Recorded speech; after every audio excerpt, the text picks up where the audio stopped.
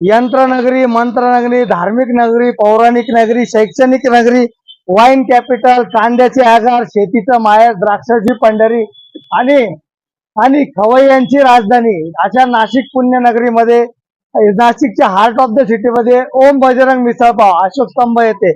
काळ्या मसाल्याची स्वादिष्ट रुचकर झणझणीत मिसळ पाव. दुसरं खवय्यांसाठी अजून काय पाहिजे. तुम्ही एक वेळ अवश्य यावं.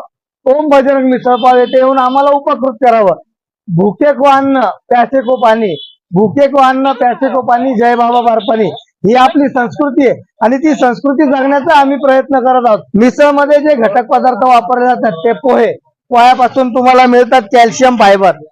त्याच्यानंतर पोह्यामध्ये जे शेव वापरली जाते ती दोन प्रकारची शेव असते. एक खस्ता शेव असते, एक भावनगरी शेव असते. त्या अजून सांगतो त्याच्यामध्ये जे स्प्राउट्स म्हणजे मोड आलेलं कडधान्य वापरतात ते नैसर्गिक